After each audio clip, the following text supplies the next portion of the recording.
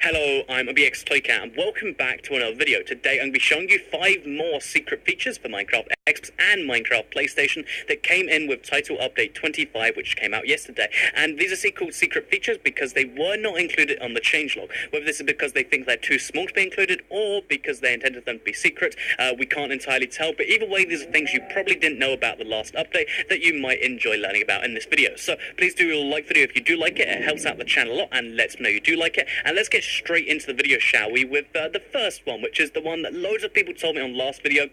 This is a pretty common one to know about, and it's so cool because they were meant to include it in Title Update 19, but they finally put it in the game now, and it's pretty cool. So when you left trigger armor now, it will actually go onto you straight away, like that. Now I'm wearing these gold boots and these iron chest plates. So this is so handy. It's how the PC works, and the reason this is so good is because if you just pick up armor or a chest plate or something like that because you're playing a mini game or whatever the reason is, it means you can just instantly put it on. You don't have to go through the effort of being like, oh, I'm going to go to my inventory and put it on like that. You can just be like, oh, it's in my inventory. Let's just slide over to it and then left trigger. And then you're done. That easy, that simple, very, very good. I'm a fan. So, yeah, that is the first one. The second hidden feature I'd like to show you, it actually relates to splash potions. So, quick correction on last, secret features video. The way the splash potions work is as intended. It's measured from the head, not from the body in general. I thought it was measured from your entire body, but apparently splash potions have to hit the head to get the full effect. So they did fix splash potions, but I was wrong about them being wrong now. They are fixed now. But, splash potions were changed in another way. They were changed so the distance you can throw them has been severely nerfed. So before, I'd be able to throw it to maybe,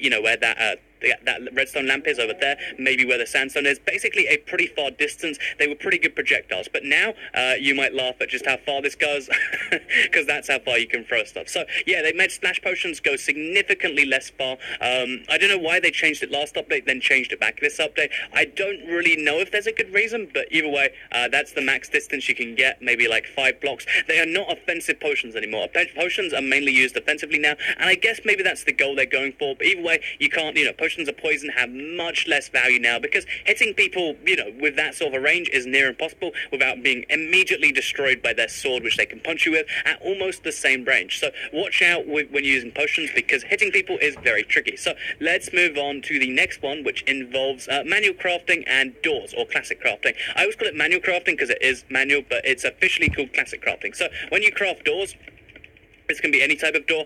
Basically what it does is it stacks into 3. This is actually a change to the crafting recipe, which is a feature in itself. But if you notice, actually will turn into a stack of 3 in your inventory, even though doors do not stack. And what's weirder about this is if you combine 2 stacks, you'll end up with a stack of 5 and a stack of 1. So you shouldn't be able to stack these together because you can see they're separate, but for some reason you can still have a lot of stacks. And this is so useful if you're placing a lot of doors, like if you're making an NPC villager farm, let's say you're in the village doing that, because you can just, place these doors all from the same stack like that. Very, very handy. If you use much, much more, wood to do this, so let's use, let's use some ridiculous amount, let's make 10 or something like that.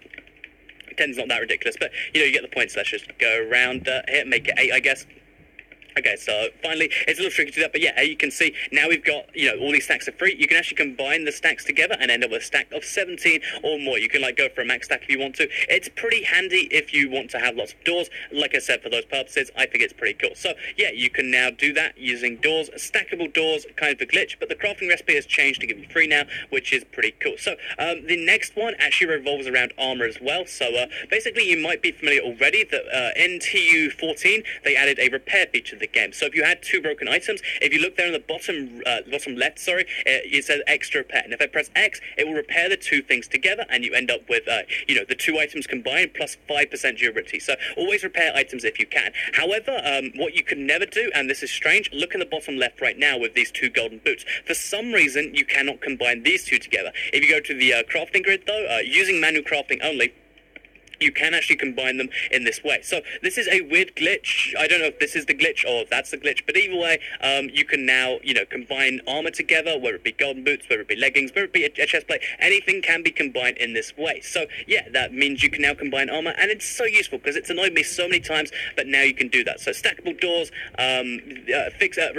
instantly put it on board armor, repairable together armor, and yeah, there's a lot of co-op features, but I have one last one that is coming in today's video, and this is one that I deliberately didn't mention because it's the sort of thing that if I say it first, we'll get your hopes up, but it is in fact a new biome to this update. And no, it's not a savanna biome, a cool biome like that, but it is a biome which is exclusive to the custom super flat. So let me show you what I'm talking about, because you'll probably be confused if I keep saying this, so yeah, let's go there now.